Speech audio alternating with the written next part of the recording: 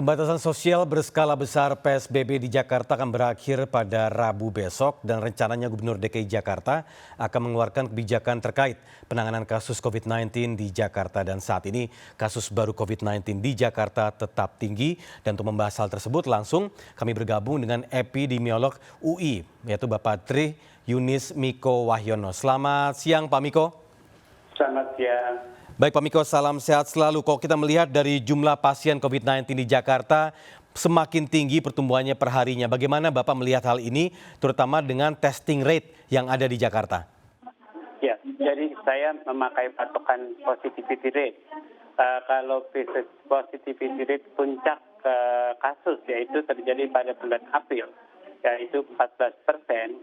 Sekarang positivity rate di DKI Jakarta sudah seharinya. Tadi saya memakai patokan seminggunya begitu. Kalau seharinya ada yang melebihi atau mencapai 14% sekarang ya. Kemudian seminggunya hampir menyentuh angka 14%. Menurut saya, arti puncak tertinggi kasus COVID-19 di Jakarta sudah hampir terlampaui.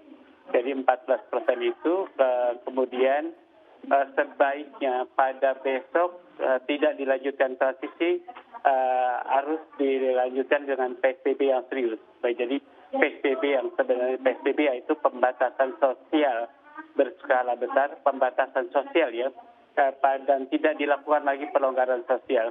Kalau perlu dilakukan lagi juga pembatasan yang sosial yang lain yaitu jam malam. Jadi pembatasan sosialnya bisa dilakukan pada tingkat kelurahan, RW, atau kecamatan. Kalau saya sarankan adalah dilakukan pembatasan sosial di tingkat kelurahan, sehingga kelurahan-kelurahan yang masih kuning atau hijau tidak terdampak oleh kelurahan yang merah dan orange. Berarti Bapak lebih setuju PSBB ini lebih diperketat seperti yang versi pertama Pak ya, PSBB yang sebelum transisi, kemudian juga ditambahkan dengan adanya jam malam gitu Pak ya? Betul. Baik, Pak Miko, kalau melihat dari testing rate swab di Jakarta sendiri, apakah sudah cukup ideal jumlahnya? Jadi kalau jumlah testing yang dilakukan di DKI Jakarta itu sudah melebihi standar WHO, 10.000 per satu spesimen. Jadi menurut saya 10.000 per satu spesimen untuk DKI Jakarta artinya tidak berlaku, lalu kalau sudah melebihi standar, lalu sudah selesai. Sebelum saya harus banyak-banyaknya. Tapi patokannya adalah positivity rate. Jadi kalau positivity rate akan melebihi puncaknya pada bulan April, itu terjadi, artinya telah terjadi wabah kedua. Oleh karena itu sebelum terjadi wabah kedua, sebaiknya Jakarta mengangkat rem. Atau menginjak rem, saya nggak tahu deh, mengangkat rem tangan gitu atau menginjak rem, gitu, Pak, ya tahu yang sebaik-baiknya. Jadi kalau bisa setegas-tegasnya, ini saya sedang menginjak rem begitu, atau mengangkat rem tangan, brake begitu, kira-kira begitu.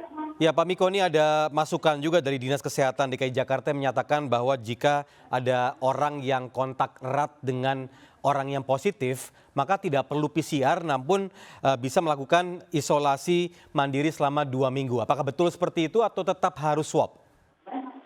Jadi menurut saya sih harusnya kalau masih memungkinkan dilakukan swab, dia harusnya dilakukan swab gitu untuk tahu bahwa tiap kontak kan bisa terjadi, dia positif bisa terjadi, dia masih negatif karena tergantung imunitasnya.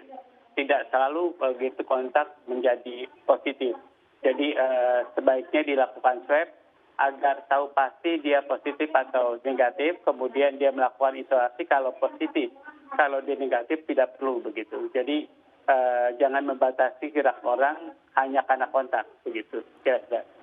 Nah, kembali ke jawaban Pak Miko tadi mengenai pembatasan ini harus kembali diperketat. Apakah berarti yang memicu kenaikan positivity rate yang ada di Jakarta ini akibat pelonggaran yang terjadi dan juga perilaku warga Jakarta yang belum patuh begitu Pak?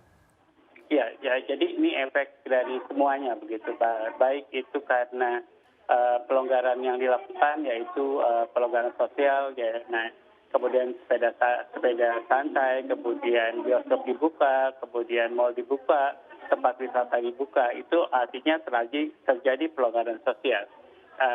Secara tidak langsung masyarakat bolehlah gitu. Kalau kemudian masyarakat boleh, kesan di masyarakat kemudian terjadi pelonggaran sosial di kegiatan sosial apapun. Artinya mau belanja, dagang dan sebagainya itu akan menimbulkan kesan pelonggaran sosial. Oleh karena itu sekarang timbulkan kesan pembatasan sosial, bukan pelonggaran sosial. Yang kedua, masyarakatnya juga udah jenuh begitu. Jadi harus di shock terapi dengan cara melakukan pembatasan sosial yang beneran. Kalau kelurahannya betul-betul ditutup begitu jalan-jalannya. Kalau mau keluar boleh, tapi dengan izin dari petugas kelurahan atau petugas yang dituju. Berarti ini sudah bisa dikatakan lockdown begitu ya Pak Miko ya. Berarti untuk perkantoran pun juga diperlakukan sama ya menurut Bapak? Ya seharusnya toko-toko yang ada di kelurahan atau di RW yang ditutup ya ditutup juga begitu, seharusnya begitu, karena dia harus menanggung dari positivity rate yang banyak di RW atau kelurahan tersebut begitu. Kalau itu merugikan di tingkat kecamatan ya kelurahan begitu. Kemudian kalau masih merugikan ya sebaiknya di tingkat RW. Dan tidak ada tawar-menawar lagi kalau tingkat RW tidak bisa dikecilkan pada tingkat RW. Baik, berarti sekali lagi diperketat dan kembali ke PSBB yang seperti versi pertama dan ada penambahan jam malam ya perlakuan untuk di DKI Jakarta. Baik, Pak Miko terima kasih telah bergabung bersama kami di seputar iNews RCTI dan salam sehat selalu untuk Bapak dan keluarga. Sama-sama, terima kasih.